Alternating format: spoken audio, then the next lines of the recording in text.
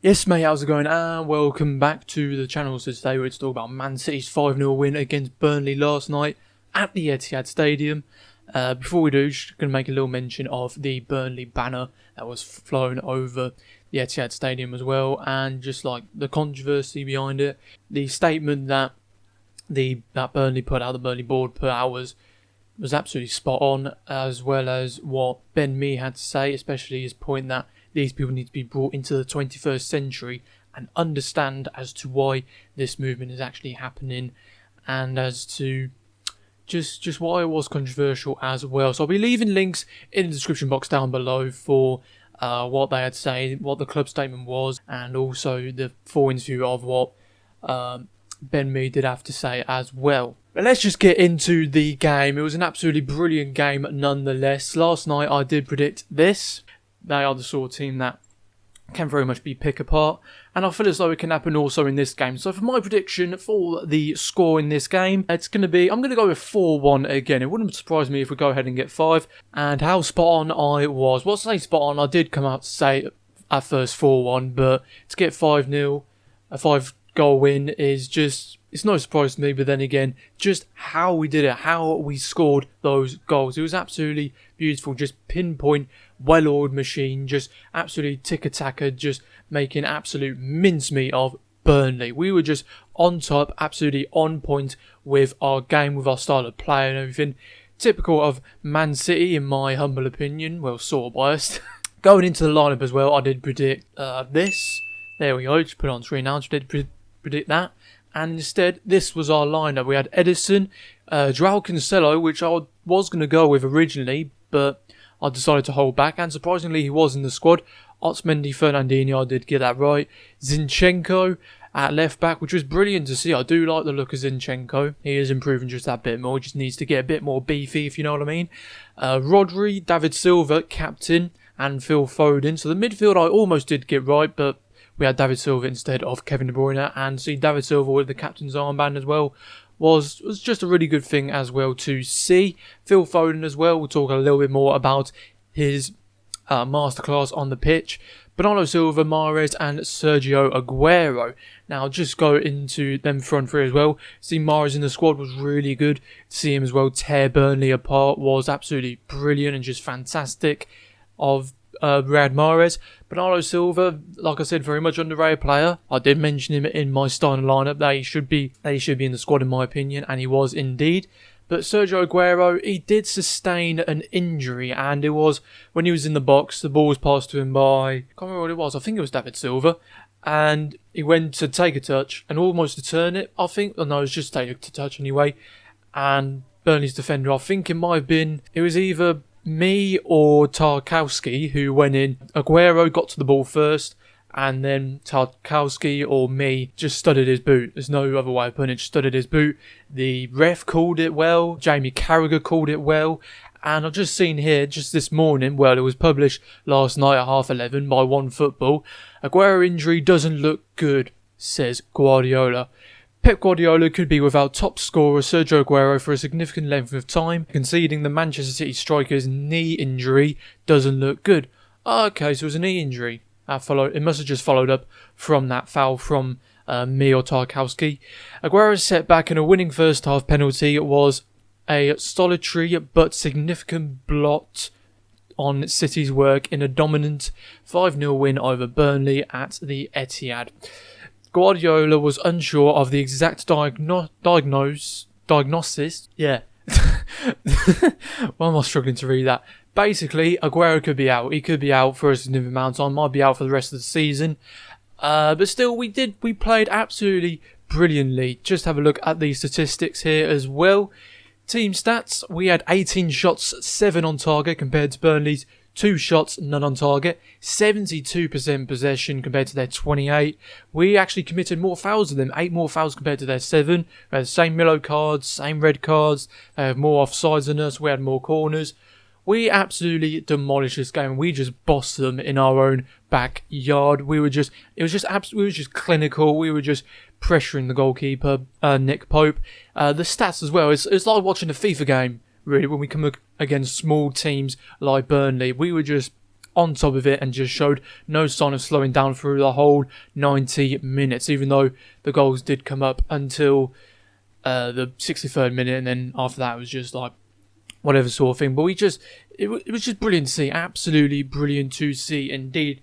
And on the bench as well, I mean, just looking at the bench and then also looking at our team, I mean, our bench, even with Scott Carson in it, the only player within our team who's got a Champions League winning medal, it's just absolutely terrifying. I mean, if I was Burnley coming up against that, I mean, you just, like, which way would you turn sort of thing. It was just absolutely, like, the team's just like, it's just ridiculous. It just is ridiculous, the amount of talent we do have in the team, even with Leroy Sané, who was brought on. And he did actually make a post on Instagram saying how much he has missed playing football, which was really surprising. Is this a turning point for Leroy Sané? Will he actually stay at the club? No, I don't think he will. This is something which has been long overdue, in my opinion, of his unhappiness and his wanting to leave the club. It was just a matter of time before he was going to announce it. As well as that, also, Phil Foden, Laporte, they all post on Instagram as well. So did Raheem Sterling. I'm doing it again, calling him Riam. It's Raheem Sterling. Oh, I'm just making a hash of it. But anyway, let's just get into the goals. The first goal coming from Phil Foden, 22nd minute. It was an absolutely beautiful goal from a corner kick. I can't remember who took the corner. I think it was Zinchenko passed it. Short pass David Silva. He passed it to Phil Foden. Good touch and striked it along the floor. Just a really good, low-driven shot into the back of the net, about 20 yards out. It was just brilliant, just absolutely brilliant from him. The second goal from Riyad Marhez, just showing his absolute skill, just how much of a good technical player, technically gifted player as well he is. I'd say he's quite underrated with how technically gifted he is actually. No one gives him enough credit for it, and it's good, and it's just typical, and was just about, what am I trying to say here? It was deserved, let's put it that way. It was deserved that he did make it into the team of the season so far as well. And his goal was just absolutely brilliant on his weak foot. Next goal, which was scored by David Silva. I think it was the next goal. No, it wasn't. It was the penalty. The penalty that, I can't remember who it was. I'll say it's Tarkowski or me. It was probably Taylor or Loughton. I just can't really remember myself. But it was just a brilliant free kick, coolly taken by Riyad Marhez. Nick Pope went the right way, but it just wasn't enough to keep the ball out of the net. David Silva's goal was just so good. Well worked by Phil Foden. A start play to pass it to Bernardo Silva, who passed it along the goal to David Silva, and it was just clinical, absolutely clinical, and it was just like I said, a well worked goal. It's just well-oiled machine type of stuff. Foden's last goal, can't remember it. I probably should have watched the highlights before making this video. But another thing as well which really annoyed me is that I only saw that it was only being broadcasted on Sky. It was broadcasted on Pick TV, and I only watched like the last 10 minutes of it. It was just annoying. I need to keep an eye on that channel from now on.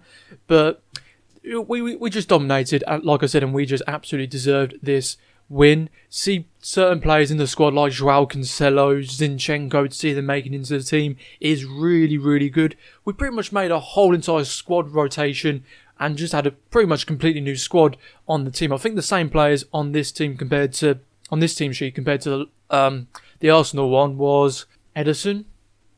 Off the top of my head, probably Ederson and David Silva. That was pretty much it. That's all the same from the Arsenal game. To see Phil Foden in the squad is absolutely brilliant. He's such a class player.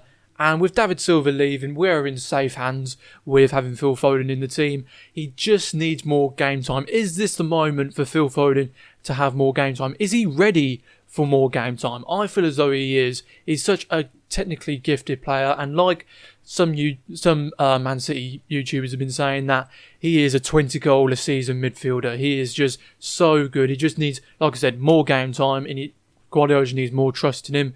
Of course, he might not make it into the starting lineup for our next game against Chelsea, which I think he does. I mean, he can definitely make an impact on the game, maybe get an assist, maybe two, maybe a goal, maybe two again, maybe even a hat-trick. But for this match, he was named as man of the match, and it was just so well deserved. Like I said, I just would like to see more of him in the squad as well. And it's just still weird. It's getting used to all this, like no fans or anything like that. Even with the fan cams behind the goal. It's just not the same. I don't think it will ever be the same, and it will take a long time. Well, just a while to get used to it. So with that game done and dusted, we now sit 20 points behind Liverpool, and Liverpool, they just need one more win, and the next game is against Crystal Palace. And if they win that game, well, I'd say they win, but they drew against Everton, their rivals, who they are so much better than Everton. They're like at least 5 times better than them. I don't want to give too much credit to Liverpool, but they just are so much better than Everton. But Crystal Palace have been in hot form. Zaha, their main forward, and even their main player, I'd say, as well as Gary Cahill, they will very much. If Liverpool drawing against Everton, Crystal Palace will definitely give them a good game as well. Our next game, like I did mention, is against Chelsea. I will be doing a pre-match prediction for that game. But wrapping it up, like I said, it was a brilliant game. A good 5-0 win. We could have got maybe even more goals during this game. And see, like I said, certain players in the squad is just fantastic. And see Phil Foden get man of the match. He is just progressing just that little bit more. Even though he is a top-class player, he's also a very humble player as well. He did say, yeah, it is great. That's my best game I've ever had in a City shirt, but I've still got a lot to learn. He's not letting all these big moments and these big opportunities just get too much to his head and to his ego. He is very much humble in that sort of sense. But anyway, guys, that's where I'm going to wrap it up. Let me know your thoughts on this game in the comment section down below. There'll be links to all the, like I said, all the banner as well, the issues linked with that, and how the club did deal with that. There'll be linked. Burnley did deal with that, and also how Man City. I'm sure there's going to be something somewhere about what Man City had to say and what, even though it was made by Burnley fans. But anyway, it's just going to be links in the description box down below. Do make time, please, to go ahead and give them a watch, give them a read. Thanks for watching. I'll see you Thursday for a pre-match look at our game against Chelsea. Thanks for watching, but until then, I'll see you lot in a bizzle.